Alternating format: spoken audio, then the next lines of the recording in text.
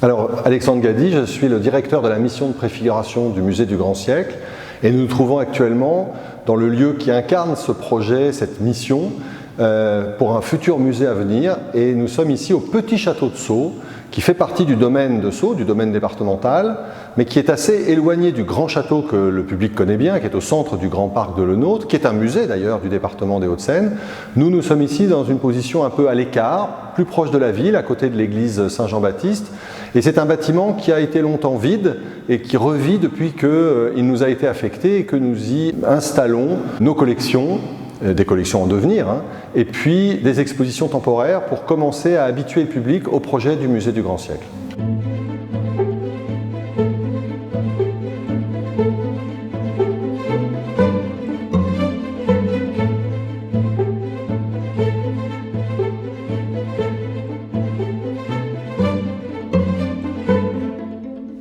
Alors ce musée, d'abord, c'est une aventure merveilleuse parce qu'il n'y a pas beaucoup de grands musées qui se créent et certainement pas dans une période aussi difficile que la nôtre. Donc il faut saluer d'abord l'extraordinaire conjonction, la chance que nous avons eue, d'une part une vision politique qui était celle que portait Patrick Devedjian, alors président des Hauts-de-Seine, malheureusement décédé du Covid au début de la pandémie.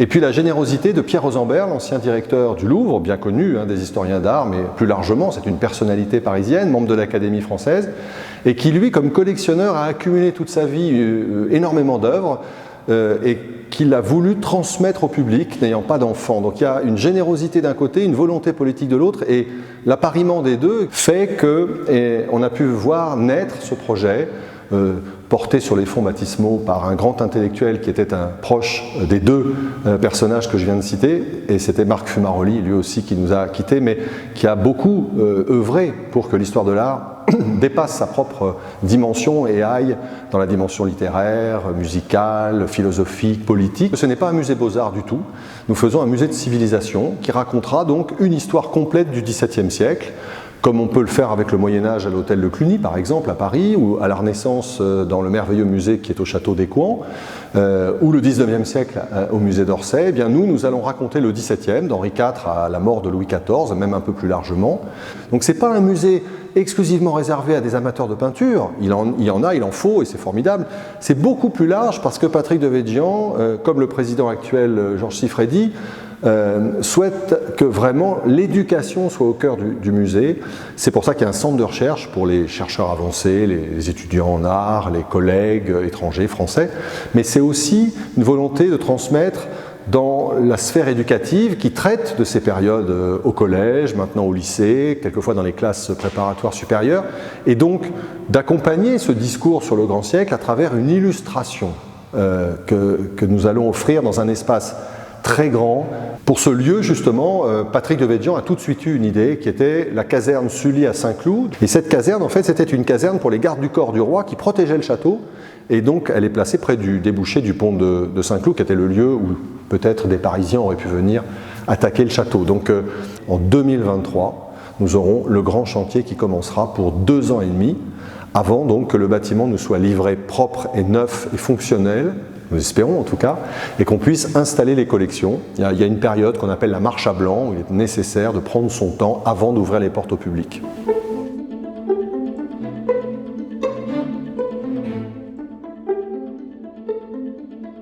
Pour ce qui est de la collection, il faut bien comprendre que la collection de Pierre Rosenberg, elle est fascinante, elle est très diverse, mais elle a un champ chronologique très large qui va du Moyen-Âge pour la peinture au XXe siècle, pour les dessins de la Renaissance au XXe siècle. Ça, c'est une collection qui a une richesse extraordinaire, qui va être présentée avec cette densité, cette saveur, cette curiosité. En revanche, le musée du Grand Siècle, il a besoin de beaucoup d'œuvres, et donc pour ça, nous avons des tableaux de M. Rosenberg.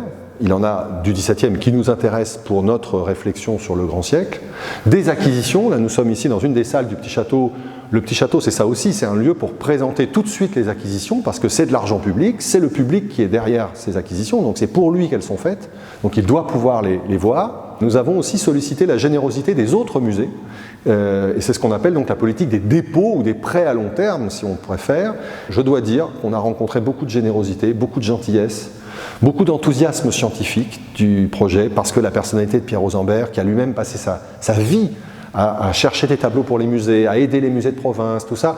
Ben voilà, c'était juste de l'avoir fait et en plus ça aboutit à cette générosité, à cet enthousiasme.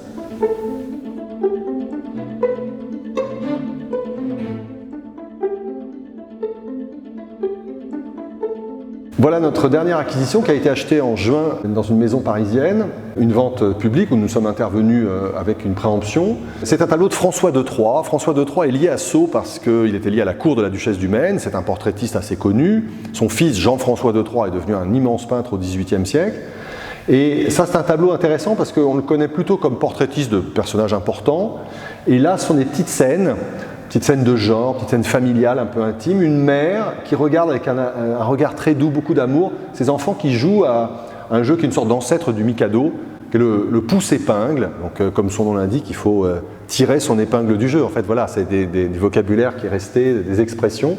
Et donc, ces deux enfants ont des gestes un peu maladroits d'enfants, donc c'est très touchant la façon dont l'artiste, qui est à la fin de sa vie, qui fait ça un peu vite. Hein. C'est un tableau qui est peint très vite, dans des couleurs un peu brunes, rembranesques, comme ça, très belles. La robe, violine, des choses qui montrent une très grande maîtrise de la couleur, mais aussi beaucoup de facéties, parce qu'il y a un chien qui met la main sur la patte sur un livre, et puis au fond, en nettoyant le tableau, on a vu apparaître évidemment tout un décor, la cheminée, le canapé, un fauteuil, assez régence, on est vraiment dans les années 1710-20, mais on a aussi cette chose merveilleuse qui est cette lutte entre un chat et un chien. Le chat est réfugié sur un canapé, le chien essaye de monter, et il y a un perroquet qui arbitre le combat ici, qui est juché sur le dossier. Donc voilà, beaucoup d'humour, beaucoup de tendresse, et ça nous intéressait d'acheter ce tableau, parce que dans la collection de M. Rosenberg, c'est le genre de scènes qui sont moins représentées. Un collectionneur ne peut pas tout acheter, donc nous, l'idée c'est de trouver à chaque fois le tableau qui vient porter un discours dans le programme du musée, compléter la collection Rosenberg sur des aspects comme cette scène d'intérieur. C'est plutôt évidemment très précieux et pour le public ça permet d'entrer dans un intérieur, de sentir une ambiance. Et dans le musée il y a aussi l'idée qu'il y a des meubles, qu'il y a des sculptures et qu'on mélange les arts comme c'était dans la vie. Et donc notre volonté c'est pas de séparer les arts en morceaux, c'est vraiment que tout soit réuni pour créer aussi entre les objets du dialogue.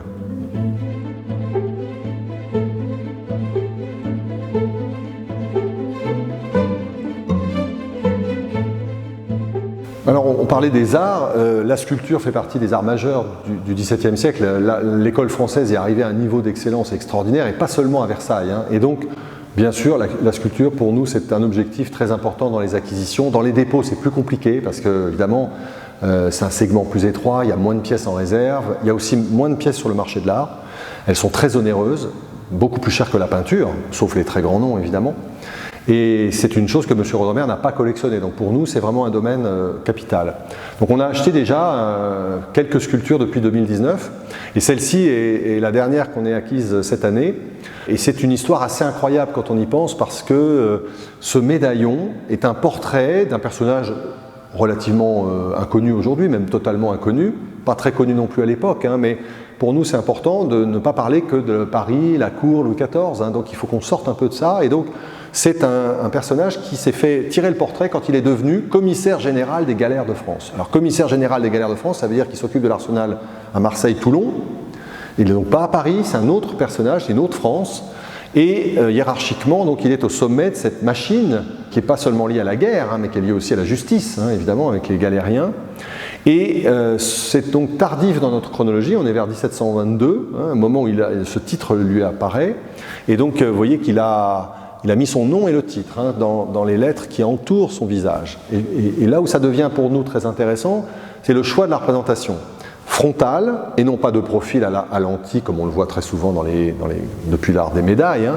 Et puis non seulement frontale, mais en saillie très forte, ce qu'on appelle presque un haut relief, et non pas un bas relief, puisque le visage, vous voyez, on ne peut pas passer la main derrière, bien sûr, mais c'est quand même un bas relief. Mais il est très très très expressif, et surtout le sculpteur choisit même de faire sortir le vêtement encore plus en saillie sur l'avant, ce qui crée évidemment une pièce qui a un équilibre assez difficile, parce que c'est d'abord un problème technique, la sculpture.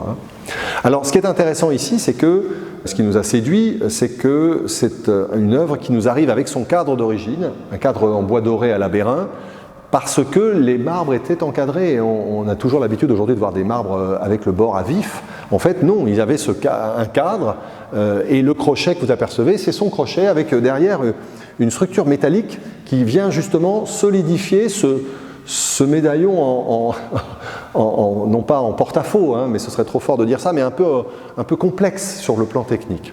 Alors le personnage a un physique assez dur, hein, et c'est un artiste qui a réalisé ce médaillon qui n'est pas non plus très connu. On a longtemps pensé que c'était une œuvre de Pierre Puget, qui est un très célèbre sculpteur, évidemment lié aussi à Marseille et à toute cette France-là. Et en fait, sans doute un de ses élèves, Jean III Caravac, dont le frère était peintre. Donc c'est une famille intéressante, hein, d'artistes de province, qui s'intéresse beaucoup au marbre parce qu'il est aussi chargé du commerce des marbres avec l'Italie.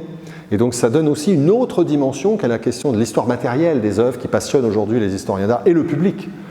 Comment on fait la fabrication, le transport, les matériaux, les outils, tout ça, ça raconte évidemment, il y a de la profondeur. Alors c'est intéressant parce que quand on l'a acheté, il y a des membres du comité qui ont dit mais il n'est pas beau.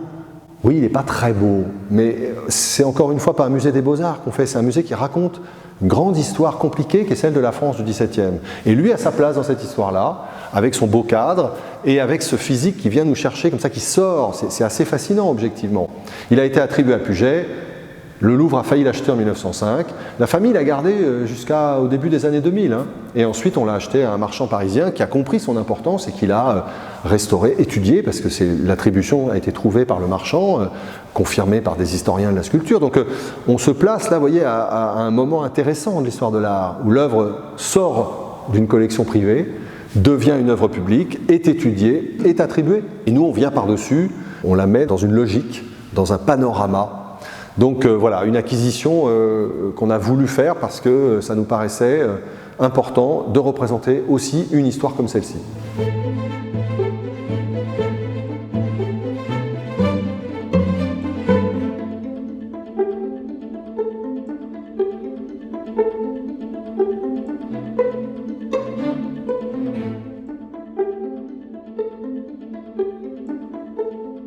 On parlait tout à l'heure de l'art de vivre.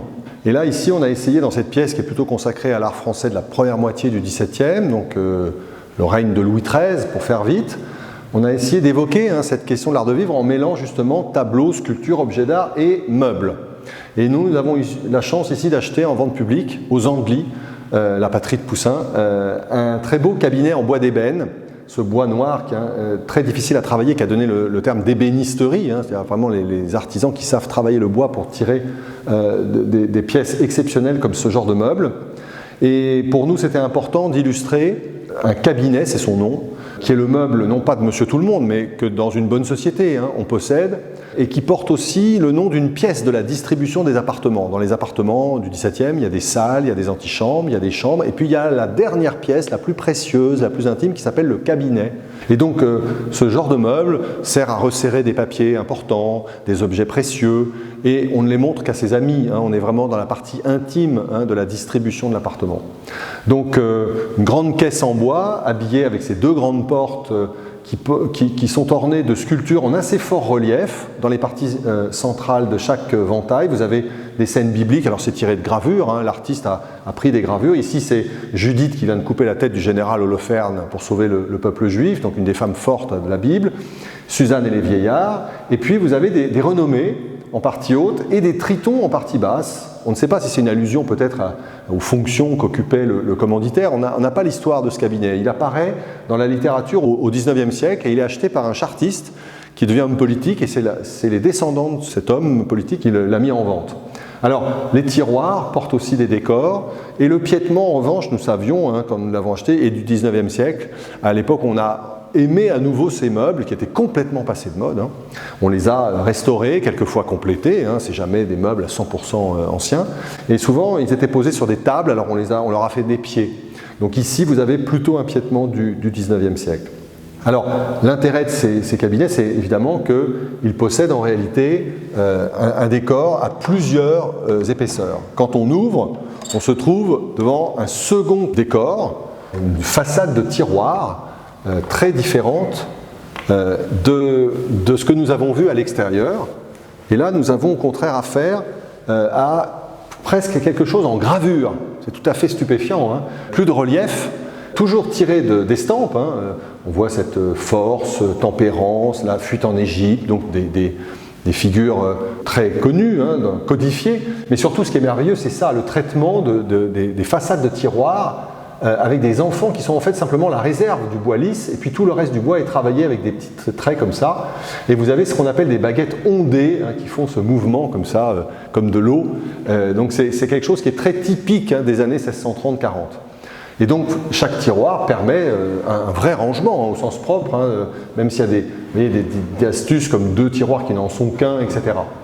Et puis il y a une troisième épaisseur, profondeur, qui est aussi un moment plus onirique, hein, qui est l'apparition de la couleur, l'apparition d'autres matériaux précieux que l'ébène, avec des bois précieux rares, de l'os, de l'ivoire, de la nacre, des petits verres, du bronze doré, dans ce qu'on appelle quelquefois un petit théâtre, parce que vous avez un effet de perspective très architecturé, vous avez même des colonnes torsadées ici, et un effet de perspective comme les scènes de théâtre justement, où avec quelques astuces, on peut suggérer la profondeur pour le public.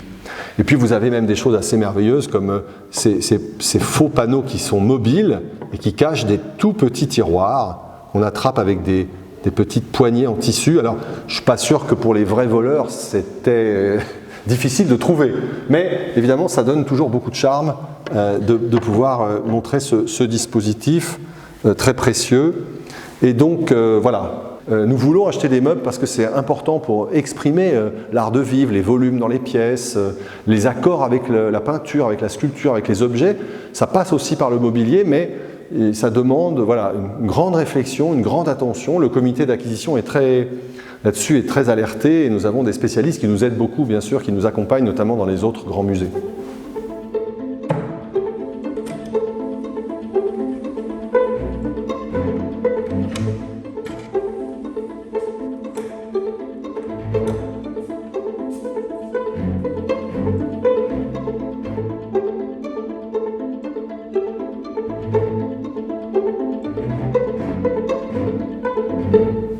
Alors on se trouve ici dans la dernière salle de l'exposition inaugurale où on a voulu rendre hommage à la collection de tableaux de Pierre Rosembert, donc à la donation qu'il a faite au musée du Grand Siècle de 673 œuvres.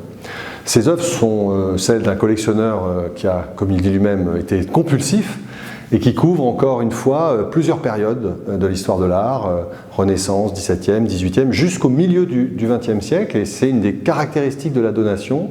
Et ces tableaux sont chez lui dans une grande présentation dense, quasiment du sol au plafond, comme chez certains collectionneurs qui n'ont pas une place indéfiniment extensible.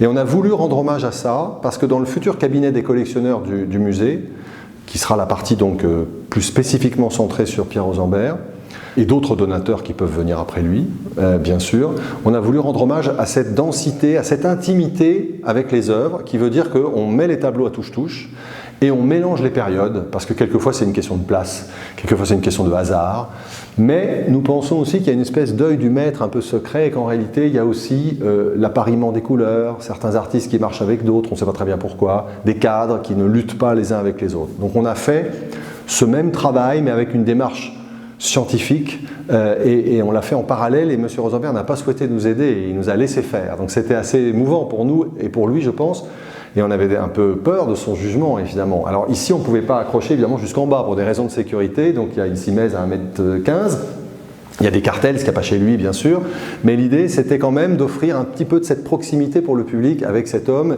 avec son goût, avec son univers extraordinaire, cet horizon de peinture dans lequel il habite. Et donc voilà, toutes les époques, 20e, 17e, 19e, 18 ici, tout ça mis ensemble, et au fond, c'est pas un discours scientifique, c'est bien sûr un discours scientifique à travers les cartels, à travers l'étude de chaque tableau, mais c'est aussi une promenade onirique, c'est aussi des courts-circuits, des rapprochements improbables, et au fond c'est plus ici la sensibilité que l'intellect qui est sollicité, et on avait aussi envie d'offrir ça au public.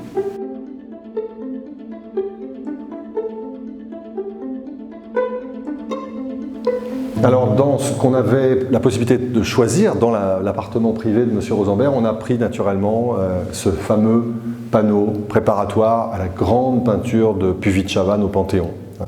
Le Panthéon, qui était une église jusqu'aux funérailles de Victor Hugo en 1885, avait été donc l'objet d'une grande commande religieuse au début de la Troisième République, quand la République était encore gouvernée par des catholiques et des monarchistes. Et donc dans ce cycle religieux, on rend hommage à toute la France chrétienne, et naturellement il y a l'épisode de Sainte-Geneviève. Mais évidemment, ce qui est fascinant dans ce document-là, car c'est aussi un document d'histoire, c'est que Puvis reçoit cette commande à la fin, en 1898, alors que le Panthéon est devenu complètement laïque, et pourtant on termine le cycle de Sainte-Geneviève. Alors c'est une Sainte-Geneviève évidemment qui est aussi touchante pour l'artiste qui vient de perdre sa femme, qui lui sert de modèle, et il la transfigure dans cette femme seule, qui veille sur Paris, la main sur le rebord de ce muret blanc. Pour dire la vérité, cette espèce de mer, cette architecture, on se croirait plutôt en Orient, mais il a plongé comme ça dans un imaginaire, c'est quasiment Salammbô. Et ce qui est fantastique, c'est qu'elle veille sur Paris. C'est le titre, Sainte-Geneviève veillant sur Paris, Sainte-Geneviève patronne de Paris, parce qu'elle a protégé Paris de l'invasion des Huns, de Attila. Et à la différence de Jeanne d'Arc, c'est pas une batailleuse, elle n'a pas pris une épée. Simplement, elle dit aux Parisiens, vous êtes des lâches, les hommes, vous êtes des lâches, battez-vous au lieu d'être complètement mous. Et par sa prière et sa force de conviction, en fait, elle sauve Paris. Et il y a ça qui est entendu dans le silence de cette personne dont on ne voit même pas le visage, qui est abîmée dans cette méditation. C'est aussi une ouverture, évidemment, un petit clin d'œil à l'ouverture vers le XXe siècle. On est en 1898, Puvis est un des maîtres du symbolisme, Picasso lui doit beaucoup, et ça ouvre vers tout ce XXe qui passionne Pierre Rosembert, qui n'est pas du tout un homme du passé. Il est très curieux de ce qui se passe dans les galeries d'art contemporain. C'est le seul conservateur de grands musées classiques que vous voyez dans les galeries d'art contemporain. Il a même une passion pour Jeff Koons, point sur lequel on a des grandes discussions. Mais en tout cas, ce qui est intéressant, c'est cette richesse de la curiosité. Et on a voulu, avec ce Puvis de Chavannes, rendre hommage à la fois à Paris, parce que Pierre Rosembert est un Parisien, il est né à Paris en 1936, il y a fait toute sa carrière, il y habite, il aime profondément Paris, même si c'est un Vénitien aussi. Et puis, évidemment, par Puvis de Chavannes, ce point de passage entre le grand art français et puis l'art du XXe siècle, et donc le mystère de la peinture.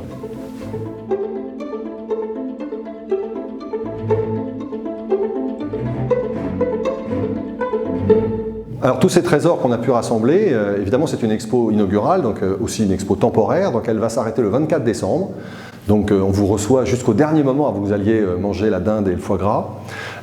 Après, nous fermons pour quelques petits travaux pendant la période de l'hiver et nous allons rouvrir au printemps parce que nous avons le plaisir et la chance d'être l'institution officielle invitée du Salon du dessin, donc il se tient au Palais de la Bourse chaque année au mois de mars. Donc là, nous présenterons 50 dessins exceptionnels de la donation Rosembert sur les 3500 que nous avons. Et puis ces dessins viendront ensuite ici, donc pour une expo de longue durée pour tous les publics. Parce que le public du Salon du dessin, forcément, en 10 jours, c'est plus réduit. Et ensuite, après l'été, nous rouvrirons une exposition ici même des fameux animaux de verre de Murano, où on verra un autre goût de Pierre Rosembert, très original. Quelquefois, M. Rosembert dit en rigolant que c'est son mauvais goût, parce qu'il y a des pièces qui sont un peu déroutantes. On n'est pas du tout dans la grande peinture, etc. Mais au contraire, ça m'intéresse aussi que dans la donation, on ait pu recevoir cette partie-là qui montre son caractère facétieux. Au fond, c'est un homme profondément malicieux, et c'est ça qui est tellement merveilleux quand on travaille avec Pierre Rosembert. C'est un immense savant, c'est un grand humaniste, et c'est en même temps un homme très très capable d'autodérision, d'humour, et cette collection d'animaux, elle est la démonstration de tous ces talents et de toutes ces qualités-là.